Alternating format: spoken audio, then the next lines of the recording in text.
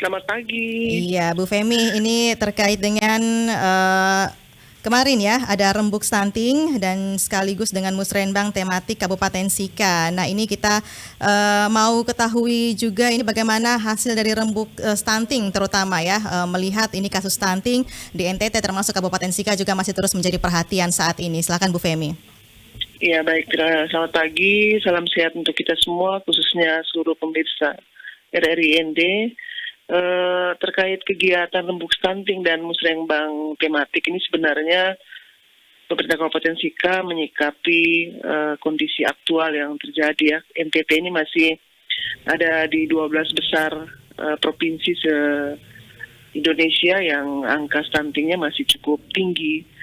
Sehingga ada perintah percepatan untuk penurunan angka stunting ini baik dari Bapak Presiden kita maupun Bapak Gubernur kita. Ada beberapa kegiatan yang dilaksanakan di bulan Maret kemarin. Okay. Nah, menyikapi itu pemerintah Kabupaten Sika, Bapak Bupati bersama Bapak Wakil Bupati terus berupaya untuk bisa melakukan percepatan ini dengan melakukan metode-metode terkait kegiatan yang harus ada koordinasi, integrasi antara semua pihak gitu.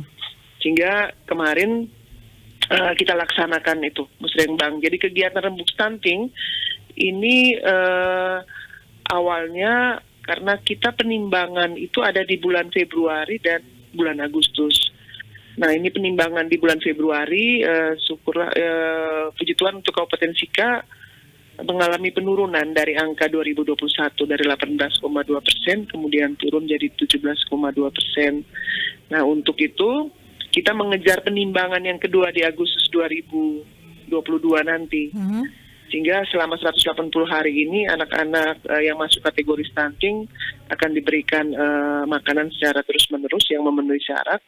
Sehingga memang kemarin semua stakeholder dari camat, kepala desa, kemudian beberapa pimpinan perangkat daerah konvergensi itu dikumpulkan dalam satu momen rembuk stunting itu untuk kita bersama bicarakan dan berkomitmen terkait pelaksanaan selama 180 hari. Okay. Kemudian terhadap yang musrenbang tematik ini memang saat ini kita lagi dalam masa untuk perencanaan program kegiatan di 2023. Ini juga harus kita rencanakan sejak awal ini intervensi kegiatan dalam rangka penurunan prevalensi stunting sesuai target-target.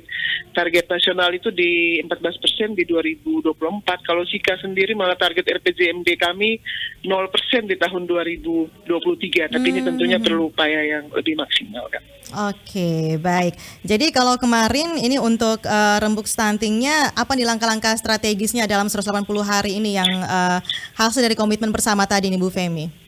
Baik, ini tentunya yang pertama ada beberapa stakeholder yang menjadi ujung tombak bagi kami dalam proses ini, yaitu ada para kepala desa.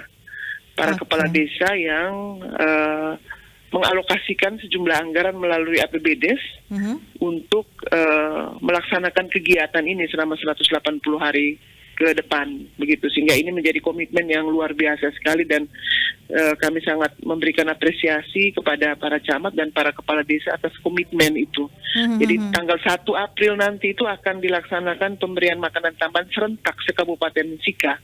Semua desa itu sama-sama bergerak untuk kita mulai 180 hari sampai dengan nanti bisa ada penimbangan. Memang sedikit agak molor ya, harusnya di Agustus, tapi nanti akan terjadi di September itu yang genap 180 hari. Tapi kita akan lihat hasilnya nanti di bulan Agustus nanti. Kemudian juga ada beberapa, yang kedua tim penggerak PKK. Kemarin Ibu Ketua tim penggerak PKK sendiri hadir dan ini PKK kita harapkan jadi garda terdepan terkait dengan pengolahan makanannya. Dan juga masih ada beberapa stakeholder terkait yang kita bersama-sama akan turun langsung.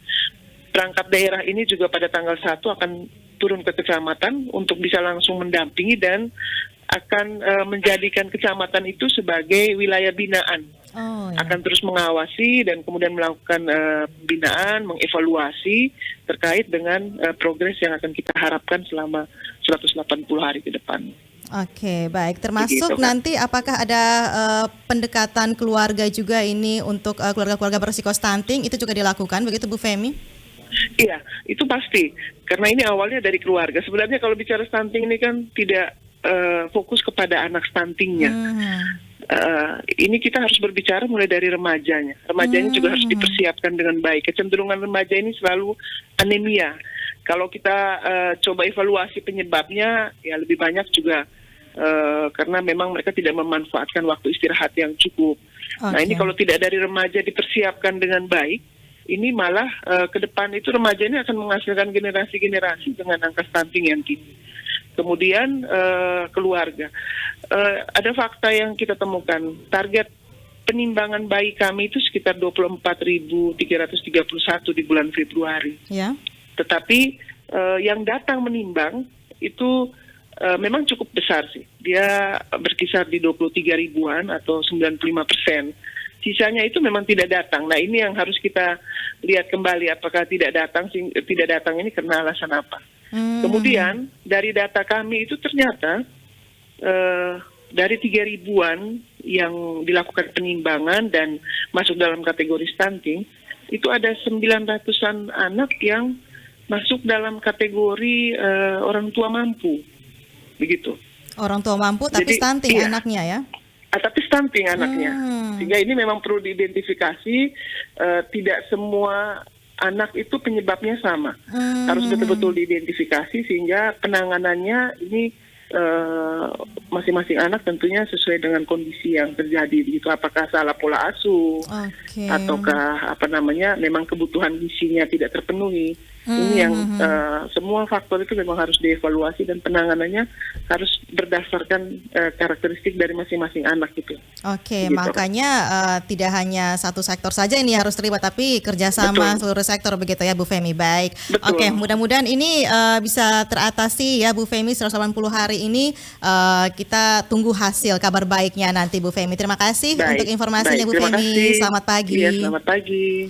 Itu dia pendengar terkait dengan rembuk stunting dan musrenbang tematik ya Kabupaten Sika. Jadi untuk rembuk stunting ini pemerintah daerah Kabupaten Sika ya pemerintah daerah ya melibatkan seluruh sektor pendengar ya untuk sama-sama menuntaskan atau menyelesaikan masalah stunting di Kabupaten Sika. Termasuk untuk musrenbang tematik ini yang masih dibahas juga fokusnya adalah masalah stunting atau target penghapusan stunting di tahun 2023 ya. Sukses untuk pemerintah Kabupaten Sika sehingga untuk anak-anak di NTT ini tidak ada lagi kata stunting begitu ya. Karena yang seperti disampaikan Ibu Femi tadi bahwa masalah stunting ini sebenarnya harus diawali dari keluarga, bagaimana pendampingannya, apakah salah pola asuh, ini semua harus dikaji dan dievaluasi kembali. Oke pendengar, itu dia informasi pertama untuk Anda dalam sesi wawancara. Kami masih punya 2 topik wawancara lagi untuk Anda. Sesaat lagi hanya di Lintas ND Pagi Pro 1 RRI ND Kanal Inspirasi.